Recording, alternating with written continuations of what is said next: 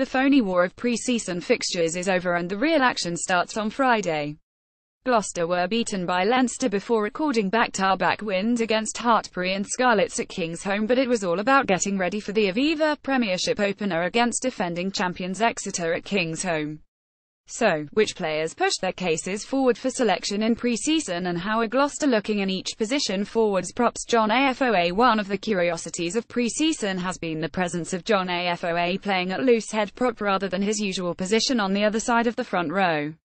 With Val Rapavaruskins suspended for the first game and Paddy McAllister injured, it will be interesting to see if Afoa fills that position.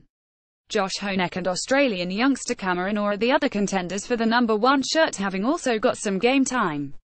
Summer signings Fraser Balmain and Gareth Denman have got the most minutes in the tight head position, showing improvements in the Charlie Sharples testimonial games from the Leinster defeat a week earlier to push their claims if Afoa starts at loose head. Hookers Motu Matthew, Gloucester v Hartpury, Charlie Sharples testimonial match at Kingsholm. Photo by Andrew Higgins. 25,082,017. The 201,617 player of the season Richard Hibberd would appear to be nailed on to start against Exeter after returning against Scarlets, with Motu Matthew starting against Hartpury.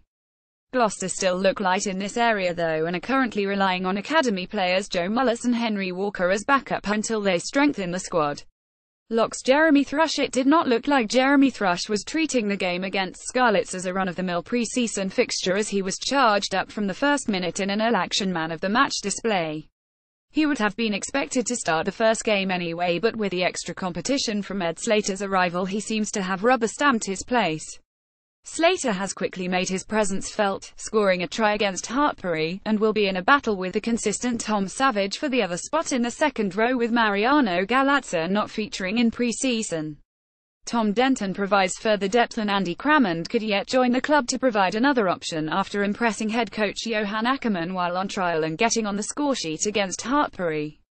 Flankers Jacob Rowan. Last season's first-choice open side Jacob Rowan made a welcome return against Scarlets after missing the Leinster game, and Lewis Ludlow had a solid pre-season, a yellow card against the Welsh region not a major blot on his copybook. South African Ruin Ackerman HASNT played for Gloucester yet after waiting for his visa application to go through, but he has now arrived in the country. Head coach and father Johan has said he will have to earn his position, but it would be no surprise if Ackerman Jr. is involved against Exeter, particularly with Ross Moriarty looking likely to miss out as he recovers from the back injury he picked up while away with the British and Irish Lions. New arrival Jake Polidri also picked up a bad-looking injury against Hartpury after impressing against Leinster. Number 8 Ben Morgan playing for Gloucester in the European Challenge Cup final against Stade Francais. Gloucester fans will have been pleased to see Ben Morgan and Gareth Evans get some minutes under their belts in the Charlie Sharples testimonial games after missing the pre-season opener, in which versatile back rower Freddie Clark had a long stint. Back scrum half Willie Hines of Gloucester looks on during the captain's run after 2 years battling for a spot with Greg Laidlaw. Willie Hines will start the season as first-choice scrum half after succeeding the Scot as club captain and showed he was in good form against the Scarlets. It will be a close call between two youngsters to fill the bench, Callum Brayley scoring the winning try against Hartpury and Ben Vellacott continuing to catch the eye whenever he has the chance. Harry Randall also impressed on Friday night, albeit playing for Hartpury against Gloucester. The former England under-20 starlet will benefit from stepping up a level in the championship, but showed his great potential and would not look out of place if called upon. Fly half the 18th of August 2017 Owen Williams of Gloucester during the Bank of Ireland pre-season friendly match between Leinster and Gloucester at St Mary's RFC in Dublin.